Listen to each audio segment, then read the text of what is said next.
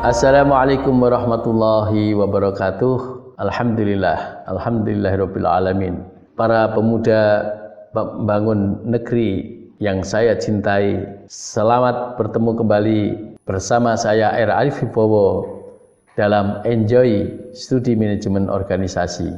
Terakhir kita bertemu membahas materi pengorganisasian, merupakan fungsi yang kedua dari manajemen setelah fungsi planning atau perencanaan. Kali ini kita akan membahas tentang fungsi berikutnya, yakni fungsi pengarahan atau directing atau leading dalam manajemen organisasi. 3 aspek pokok dalam pengarahan, yakni yang pertama adalah motivasi, yang kedua adalah kepemimpinan, dan yang ketiga adalah komunikasi.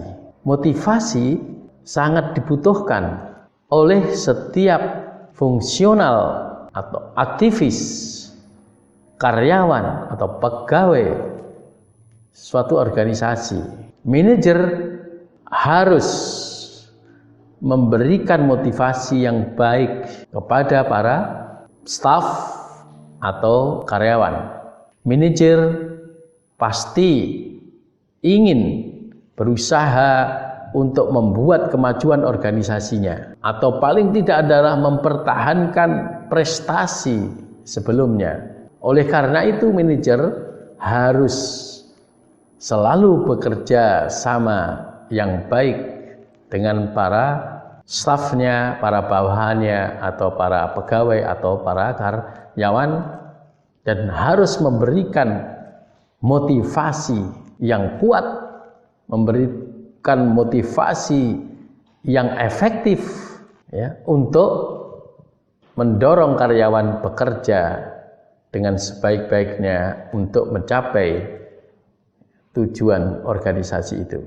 Manajer yang memiliki teori motivasi maka akan sangat terbantu dalam mengidentifikasi faktor-faktor yang memotivasi karyawan untuk meningkatkan prestasi kerja dan meningkatkan tingkat kepuasan karyawan terhadap hasil pekerjaannya. Motivasi merupakan faktor pendorong individu untuk bertindak atau melakukan tugas tertentu. Motivasi adalah segala sesuatu yang menyebabkan, menyalurkan, dan juga memperkuat perilaku manusia untuk mendapatkan prestasi atau mendapatkan produk yang diinginkan dan atau untuk mencapai suatu tujuan yang diharapkan. Beberapa ahli mendefinisikan motivasi sebagai pengaruh yang mengubah atau mempertahankan perilaku individu untuk mencapai suatu tujuan. Teori motivasi memiliki 2 teori penting, yakni teori konten dan teori proses.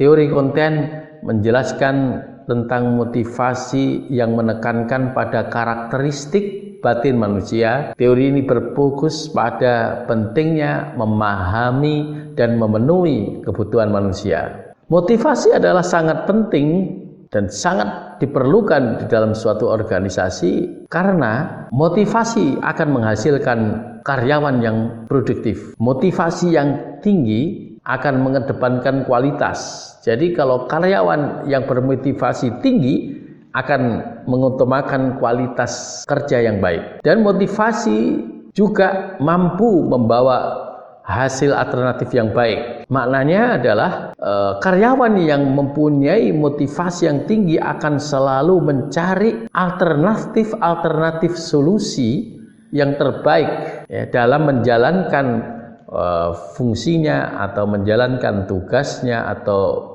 menjalankan pekerjaannya guna meningkatkan kualitas dan produktivitasnya. Aspek kedua yakni tentang kepemimpinan. Keberhasilan dan ataupun kegagalan suatu organisasi biasanya pasti dikaitkan dengan pemimpin atau manajer.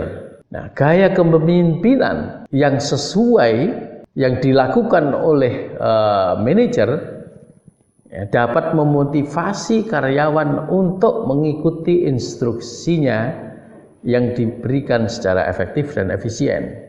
Manajer perlu mengelola karyawannya dengan cara yang unik ya, atau berbeda untuk masing-masing karyawan berkaitan dengan motivasi ini. Artinya bahwa manajer harus memahami karakter ya, perilaku setiap karyawan, termasuk habitnya, termasuk hobinya dan seterusnya. Nah, ini sangat memudahkan bagi manajer untuk kemudian bisa memberikan motivasi atau meningkatkan motivasi kepada karyawannya. Jika dia memahami terhadap hal yang demikian. Sebagai pemimpin organisasi, seorang manajer harus tahu bagaimana menjalankan aktivitas kepemimpinan untuk memastikan bahwa karyawan itu akan menghormati atau mengikuti perintah atau tugas yang diberikan. Berkaitan dengan konsep kepemimpinan, maka kepemimpinan itu mengacu pada cara manajer memberi perintah. Memberi perintah kepada siapa? Ya jelas memberi perintah kepada bawahannya, kepada stafnya, kepada karyawan mereka, dan juga bagaimana cara mempengaruhi mereka untuk melakukan tugas-tugasnya. Kepemimpinan juga mengacu pada kemampuan untuk mempengaruhi orang lain dalam organisasi untuk menciptakan lingkungan yang memotivasi karyawan untuk bekerja secara nyaman ya, dalam mencapai tujuan organisasi. Menurut beberapa pakar, definisi kepemimpinan ya, adalah kemampuan atau kapasitas individu untuk mempengaruhi orang lain agar bertindak dengan cara yang diinginkan oleh seorang pemimpin dalam mencapai tujuan yang ditetapkan, atau juga kepemimpinan adalah suatu proses memimpin perilaku orang lain untuk menyelesaikan suatu tujuan. Biasanya para pemimpin diangkat. Dalam hal ini berarti kemampuan memimpin untuk mempengaruhi orang lain itu adalah didasarkan pada kewenangan formal ya, yang dimiliki oleh pemimpin tersebut sesuai dengan posisinya ya, atau jabatannya dalam organisasi. Kepemimpinan yang kuat dan efektif akan memberikan kontribusi yang besar bagi pertumbuhan dan kemakmuran organisasi. Hal ini juga akan menjadi suatu katalis untuk menghasilkan perubahan yang efektif dan positif dalam organisasi tersebut. Oleh karena itu, pemimpin dituntut untuk memiliki beberapa keterampilan kepemimpinan. Pada dasarnya, keterampilan kepemimpinan adalah termasuk bekerja sama dengan orang lain, memahami nilai-nilai, dan juga memahami diri sendiri, dan juga memiliki pandangan yang ke depan yang jauh atau disebut dengan visioner. Di samping karakteristik kepemimpinan bisa digambarkan sebagai cara pengarahan dan seterusnya. Maka di dalam kepemimpinan paling tidak ada 3 gaya kepemimpinan. Satu yaitu gaya kepemimpinan otoriter. Yang kedua adalah gaya kepemimpinan yang demokratis atau partisipatif. Dan yang ketiga gaya kepemimpinan yang bebas atau juga kadang disebut dengan laissez-faire. Pemimpin biasanya tidak hanya mempraktekkan satu gaya kepemimpinan, boleh jadi dan seringkali ya seorang pemimpin mempraktekkan lebih dari satu gaya kepemimpinan tersebut dalam mempengaruhi karyawannya, dalam mempengaruhi stafnya, bawahannya, ya, atau anggota tim mereka. Gaya kepemimpinan otoriter atau diktator adalah model kepemimpinan yang membuat suatu keputusan dan bertindak atas keputusan tersebut secara individual. Jadi pemimpin yang diktator atau yang otoriter, maka dia membuat keputusan dan bertindak atas keputusan itu secara individual tanpa melibatkan bawahan. Jadi pengikut atau bawahan tidak dilibatkan secara langsung dalam proses pengambilan keputusan, dan pandangan mereka tidak dipertimbangkan saat keputusan dibuat. Nah, agar gaya kepemimpinan yang otoriter ini bisa efektif dan efisien, maka dituntut agar kepatuhan dan loyalitas, ya, kepada pemimpin harus tinggi atau harus sangat diperlukan. Keuntungan gaya kepemimpinan ini adalah dalam pembuatan keputusan bisa dilakukan dengan cepat karena pemimpin tidak harus melibatkan banyak orang, tidak perlu mendapatkan konsensus dari bawahannya. Gaya kepemimpinan yang demokratis atau partisipatif berorientasi pada human relation, pada hubungan manusia, di mana semua karyawan didorong untuk memberikan pandangan mereka, memberikan pendapat mereka sebelum keputusan dibuat. Partisipasi karyawan dalam proses pengambilan keputusan biasanya diperlukan ketika pimpinan ingin mendapatkan solusi yang komprehensif dan keputusan yang diinginkan ini tidak seberapa perlu dalam waktu cepat. Jadi diperlukan mungkin dengan waktu yang agak lama. Ada keunggulan ya di gaya pemimpinan demokratis atau partisipatif ini, antara lain adalah semangat kerja tim meningkat dan juga karyawan mendukung keputusan yang dibuat oleh mereka. Sedangkan gaya kepemimpinan yang ketiga adalah gaya kepemimpinan yang bebas, ya.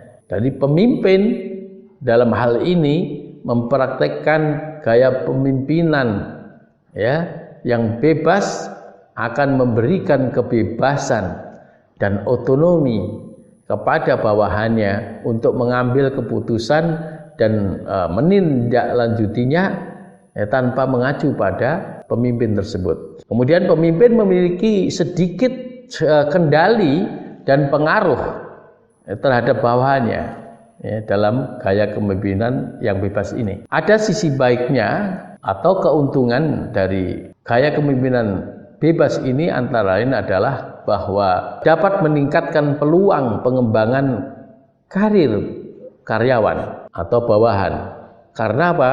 Karena setiap karyawan diberi kesempatan untuk berkontribusi ya, dalam menjalankan tugasnya, berkontribusi dalam kegiatan organisasi, dan juga bekerja secara mandiri. Aspek yang ketiga adalah komunikasi. Komunikasi merupakan aktivitas yang penting dalam suatu organisasi. Fungsi dan aktivitas manajemen tidak akan berjalan secara mulus tanpa komunikasi yang efektif. Tanpa komunikasi yang efektif, bahkan ya strategi yang brilian pun dan juga rencana yang sebaik apapun akan gagal. Nah, di sini letaknya pentingnya komunikasi efektif. Dan juga jika komunikasi itu tidak efektif, maka bisa juga banyak menimbulkan kecelakaan dan aktivitas yang berpotensi berisiko tinggi. Menurut Baskin dan Aronoff pada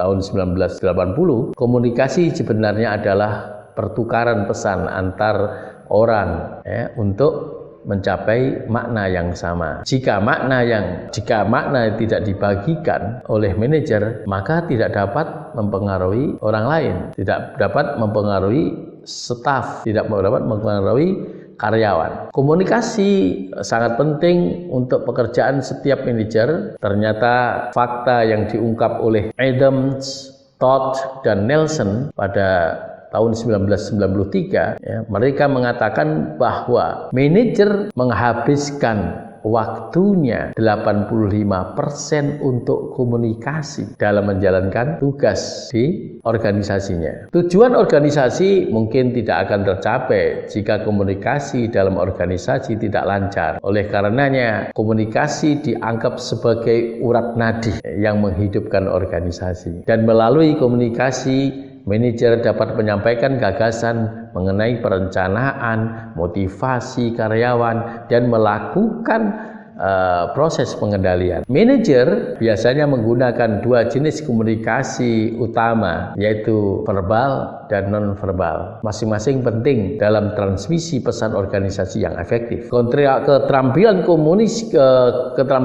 komunikasi penting untuk memungkinkan manajer menjalankan perannya secara efektif. Komunikasi perlu difahami bahwa bukanlah arus informasi satu arah. Komunikasi membutuhkan pendengaran dan interaksi, baik itu adalah oleh pemimpin maupun pengikut. Nah, itulah arti komunikasi. Komunikasi juga melibatkan transfer informasi antara dua pihak, penerima dan pengirim. Informasi yang dikirim harus difahami oleh penerima sebagaimana yang dipahami oleh pengirim, hingga tidak ada miss di antara keduanya. Menurut Stoner, Freeman, dan Gilbert, bahwa komunikasi merupakan salah satu proses di mana manusia berusaha untuk membagi makna melalui penyampaian pesan simbolik. Stoner menekankan bahwa ada tiga gagasan dalam komunikasi, yaitu bahwa komunikasi itu melibatkan manusia. Yang kedua, komunikasi melibatkan berbagi makna. Yang ketiga, komunikasi melibatkan penggunaan simbol-simbol. Sedangkan menurut Bernard, komunikasi diartikan sebagai proses pertukaran ide atau informasi yang mempunyai tujuan tertentu dan disajikan secara personal maupun non-personal melalui penggunaan simbol atau sinyal dengan maksud untuk mencapai suatu tujuan tertentu. Jadi umumnya komunikasi adalah proses penyampaian informasi yang melibatkan penyampaian pesan dari satu individu ke individu yang lain, atau komunikasi dari yang melibatkan penyampaian informasi dari satu kelompok kemudian ke kelompok yang lain. Nah, jika pesan yang dikirim dipahami oleh penerima dan juga pengirim, maka ada pemahaman bersama dan komunikasi terjadi efektif. Menurut Gray dan Schmelzer, proses komunikasi melibatkan transfer informasi, ide, keyakinan, atau emosi antara satu individu dengan individu yang lain. Jadi dari beberapa definisi tentang komunikasi tadi, maka bisa kita ambil kesimpulan bahwa komunikasi adalah suatu proses. Yang pertama. Yang kedua adalah komunikasi itu sistematis. Yang ketiga, komunikasi adalah interaksi dan transaksi. Yang keempat, bahwa komunikasi bisa terjadi secara sengaja atau tidak sengaja. Yang paling penting dalam komunikasi itu adalah bagaimana membangun komunikasi yang efektif. Apa yang harus dilakukan oleh pengirim pesan dan juga apa nanti yang harus dilakukan oleh penerima. Yang semestinya dilakukan oleh pengirim dalam memastikan komunikasi yang efektif antara lain adalah pertama, penggunaan kata atau kalimat atau juga bahasa yang jelas dan mudah dimengerti. Yang kedua adalah penggunaan gaya penyampaian yang menarik, yang bisa menarik perhatian dan minat penerima. Yang ketiga adalah penyampaian pesan yang tulus, ya, yang dilakukan dengan hati yang terbuka. Berarti berbicara dari hati ke hati atau berbicara dengan hati, ya, dan lebih baik dengan hati-hati. Nah, kalau orang Arab mengatakan bahwa ma kharaja minal qalb wasala ilal qalb wa ma kharaja minal lisan kana hadduhul adan. Jadi apa-apa yang keluar dari hati itu akan sampai ke dalam hati, dan yang keluar hanya dari mulut, dari lisan, maka hanya sampai di telinga saja. Kemudian menurut Levi ada 3 unsur dalam komunikasi, yaitu berbicara, mendengarkan, dan memahami. Mendengarkan yang buruk atau tidak memadai adalah penyebab utama kegagalan dalam berkomunikasi yang efektif. Makanya apa yang seharusnya dilakukan oleh penerima dalam memastikan komunikasi yang efektif, maka paling tidak 3 hal yang harus dilakukan oleh penerima. Yang pertama adalah konsentrasi yang penuh pada apa yang disampaikan oleh pengirim. Yang kedua adalah memberikan umpan balik, respon yang sesuai. Ya, apakah itu berupa pertanyaan atau kemudian juga jawaban atau juga sesuatu ya yang kemudian bisa menjadikan dirinya paham terhadap apa yang disampaikan oleh pemberi pesan. Yang ketiga adalah mendengarkan dengan sabar dan penuh dengan empati. Keterampilan mendengarkan adalah salah satu keterampilan terpenting yang dibutuhkan seorang pemimpin. Penting bagi pemimpin untuk memahami perbedaan antara mendengar atau hearing dengan mendengarkan atau listening, yang merupakan pemahaman yang mendasar dan kritis ya bagi setiap pemimpin dalam organisasi. Jadi mendengar berbeda dengan mendengarkan. Dan seorang pemimpin harus belajar terampil dalam mendengarkan. Demikianlah saudara-saudara para pemuda pembangun negeri yang tercinta, materi fungsi pengarahan atau directing ya dalam organisasi, dalam manajemen organisasi yang telah kita simak bersama.